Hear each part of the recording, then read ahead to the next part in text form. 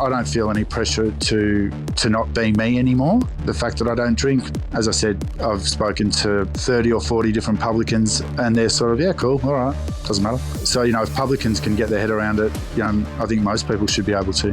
A pub without booze sounds like the start of a joke or maybe a bad dream for those who equate heading to their local with drinking beer or having a glass of wine with a meal and some mates. But drinking is changing. Low and no alcohol beverages are mainstream.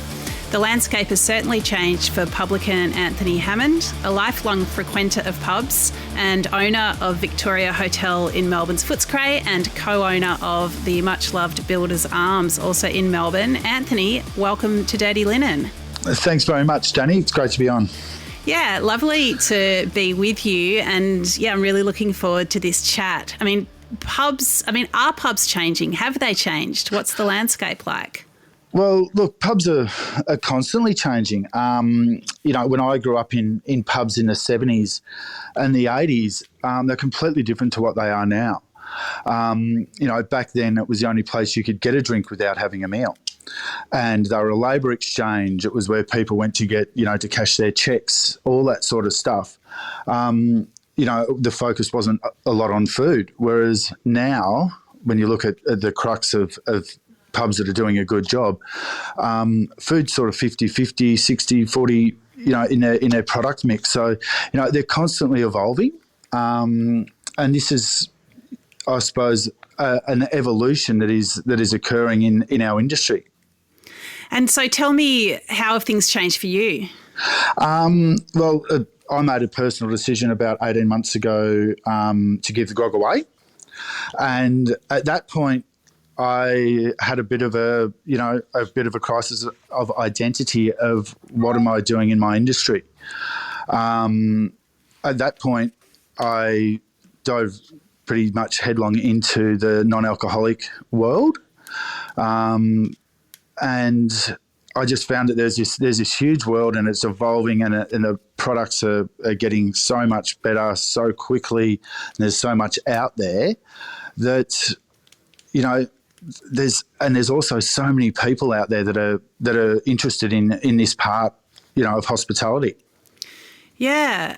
How has your life changed giving up alcohol? Look, my life has changed for the better. And I suppose I don't want to dwell too much on the fact that I don't drink anymore because that's not what this is about. And this is definitely not, anything anti-alcohol or anything like that. That's just a personal decision that I've made. But a lot of people now have reevaluated their relationship with alcohol. Especially the younger generation.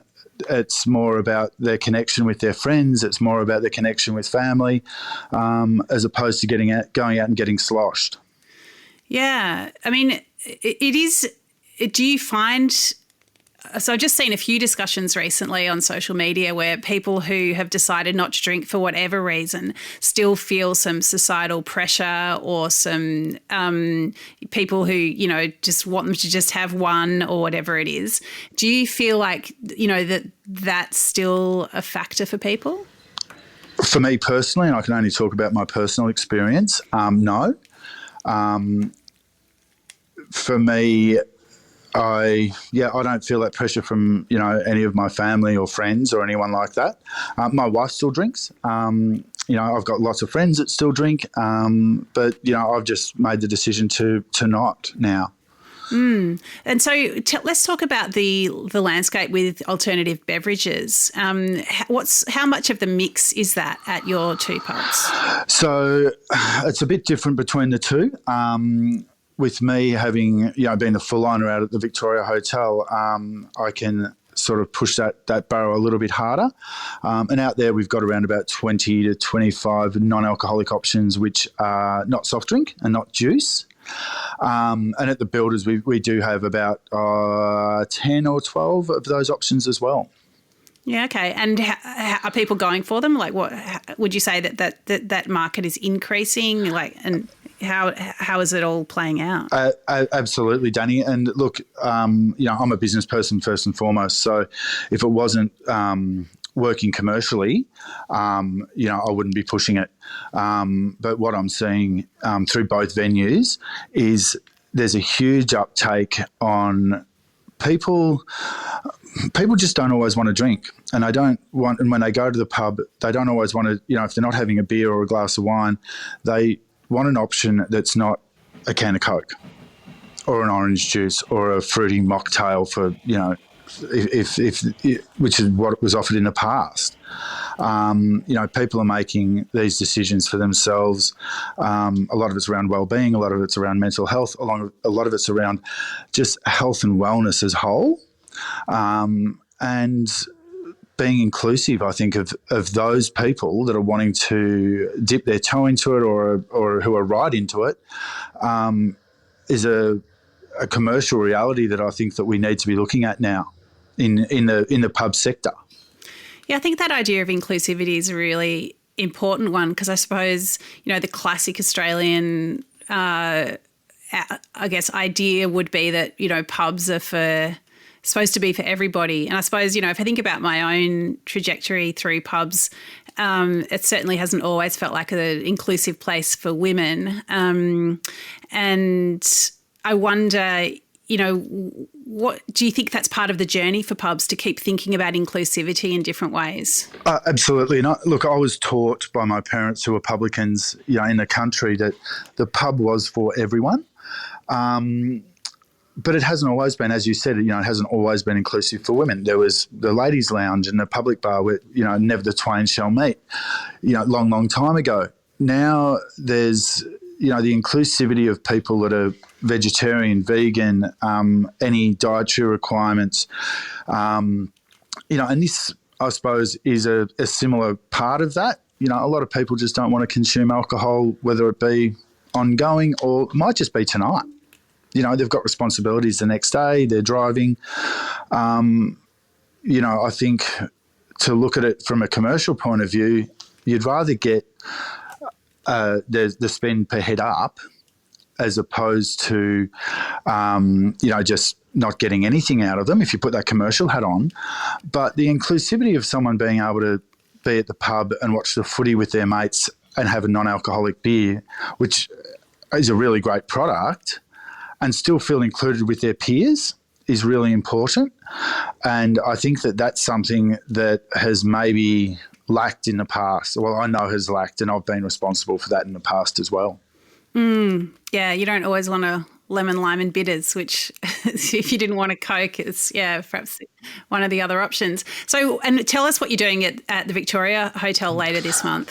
So what we're doing with the Pub with No Booze, Dani, is we're going to strip the whole pub of alcohol for the day. So you even if you want to look, in the cupboards underneath the till, you're not going to find a bottle of booze.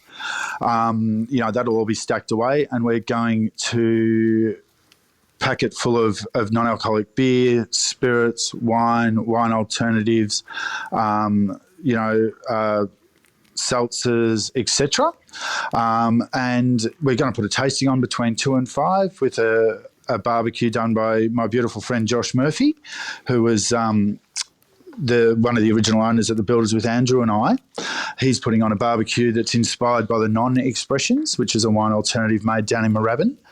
And from then after, so it's sort of, the pub will be the pub just without alcohol being served. So you'll be able to get all those great beers and spirits and wines and wine alternatives, etc., that we've been speaking about.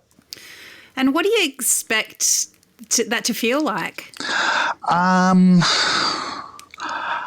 I think it will be a bit mind-bending for some people, but I hope that the people that come will be open-minded and be really interested in how that could be for them, as just not drinking for whatever might just be for that day. But to be able to, I believe that there'll be a lot more connection in the pub. And I think that people will be able to hopefully feel safe in exploring this new segment of the market, because in Australia it is new as an accepted part of the market. And, probably in the last 2 years, 3 years, it's really gone forward in leaps and bounds. And, as I said, we have 20 to 25 products out there as a norm, and we sell a lot of them a lot of the time. So, for me, it won't feel maybe much different, but I think as an overall, it may feel really, hopefully, engaging.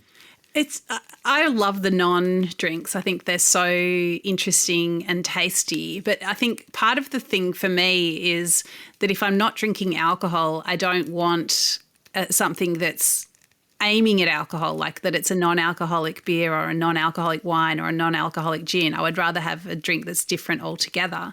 Where do you line up with that? Look, I oscillate a little bit. I do miss the refreshing beer after doing the gardening or a hard day's work. But because of my personal decision, I don't have that. I don't have the ability to go for that. But now with the non-alcoholic beers, and there's so many good ones out there, I can actually do that, and I can feel included. I can feel like I'm no different to anyone else. But the amount of people that do drink non-alcoholic, like, say during footy season, we had a lot of people drinking non-alcoholic beer watching the footy because they had to drive. They were making that choice, that personal choice themselves. So I understand, some people might say, oh, well, what's the use of having a non-alcoholic beer or wine or whatever if I'm not getting the alcohol in it? But a lot of people still like those flavours, the ritual of it, the inclusivity of it, so that there is, but just without the grog. Yeah, that makes sense. Do you feel like you're now a publican that doesn't drink and that's just how it's going to continue? Or do you think that, the publican world is inclusive for somebody who's not drinking? I'd like to think it is. I've spoken to a lot of publicans about the fact that, I don't drink anymore. They've offered me a beer. I said, look, I don't drink anymore. I haven't had any blowback at all. All I've had is support from them. It's funny. Alcohol's the only drug that when you give it up, you have to give a reason for it. It just wasn't working for me anymore. So, I made a life choice that makes my life better. Yeah, it's so true. If you're giving up heroin, everyone just rallies around you. Yeah. Oh, geez, I've given up smack. Why? Really? It's great. So, yeah, that's been an interesting part of my progression, I suppose. But as I said, I don't feel any pressure to not being me anymore. The fact that I don't drink, as I said, I've spoken to 30 or 40 different publicans and they're sort of, yeah, cool, all right, doesn't matter. So, if publicans can get their head around it, I think most people should be able to. So, Anthony, let's talk about what else is happening in pubs. How's the landscape? How are the differences between the different suburbs that you operate in? How's summer feeling? Look, I think there's a real optimism with summer. Last year was a really hard summer because we'd just come out of lockdowns. There was still so much uncertainty. Will we go back in? Will we not? People getting sick. Out at the Vic, we actually had to close for an extended period of time over Christmas because all the staff got crook either, around Christmas family gatherings or New Year's Day gatherings. We've had that issue at the builders as well. So I think with the optimism, we've been open 12 months now. The optimism is really there. It was really hard last year. It was a very hard 3 months to get through Christmas because everyone came out and there was still explaining things to people. People are still funny about stuff. But now that optimism's there. There's now staff somewhat back in the market that we're able to tap into. And I think people feel that they're unburdened a little bit by, the general punter is unburdened by the heaviness that COVID was. Yeah, that's a really nice way to put it. It's a real sort of shrugging off and just settling into this, I guess, more of a certainty that things are going to stay open. Yeah, and also that life is now moving forward. Life is now, we're not going to deal with lockdowns. We're not going to deal with touch wood, just knocking my head. We're not going to deal with restrictions anymore. So I think that optimism is there. We're open now. We can plan. We can invest in people. We can invest in our businesses again, as opposed to sort of really going back into our shells. And I think the people that are going to come out of this on the right side of it are those people that are investing now in their people, investing in their businesses, investing in what is hospitality, because that hasn't changed. Hospitality is still that nice warm smile, that "G'day, Dani, how's your day been? Cheers, Dani, see you later. Hope, we'll see you next time you're in." Those small things, the greetings, the farewells, the smile, the warmth of character are the really important parts in hospitality, and I can see them coming back more and more now. Wow, that's so nice. Do you think, do you recruit for that warmth first and foremost in the current climate? Look, it is hard sometimes. I think in the last 12 months, everyone has had nearly a warm body idea of recruitment. Just get people in that can work.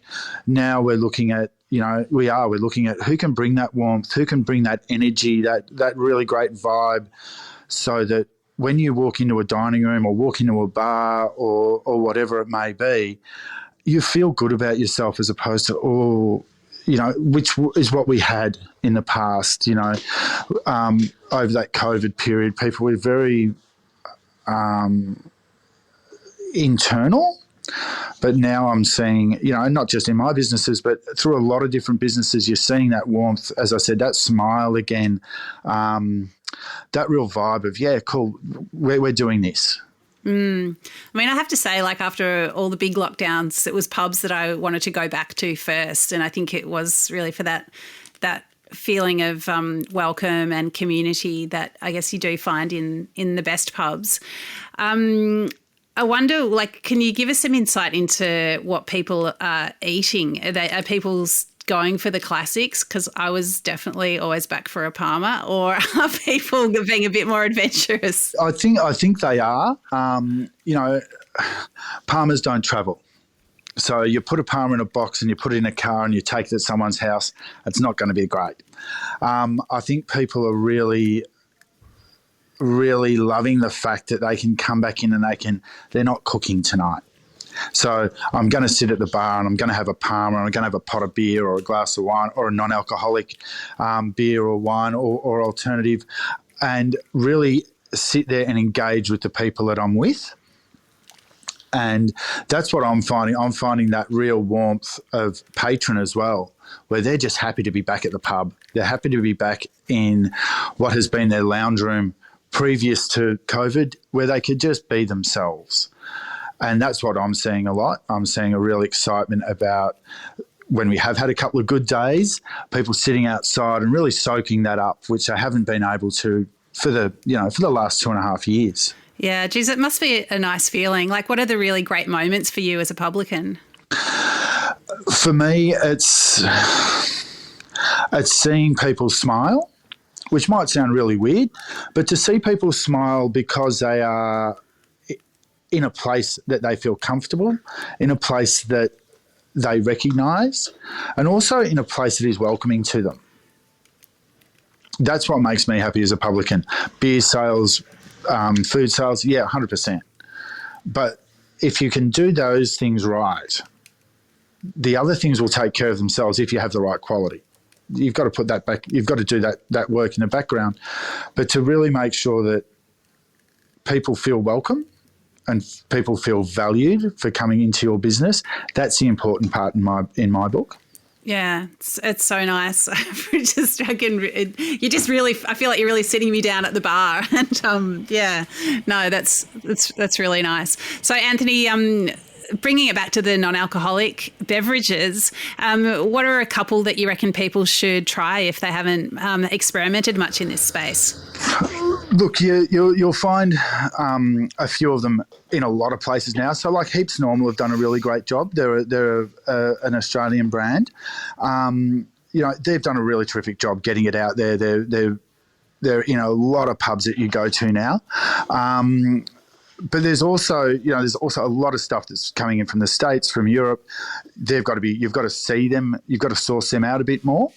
But, they're worth looking for, things like Bravis and Groovy and Vanderstreek and that sort of stuff. But, then there's also, you'll see Liars in a lot of places, in a lot of the better venues in town. And, they're originally a couple of guys from Melbourne that started that, and now that's a huge global concern. And then you've got your things like your Nons, which is, Made in Moorabbin, and those guys, Aaron, who's the founder there, he really lives and breathes it. He's very passionate. He's into, seeing where he can push this in the market. But, they're making these beverages as an adult beverage. They're into it, Hop Nation out in Footscray do an amazing XPA.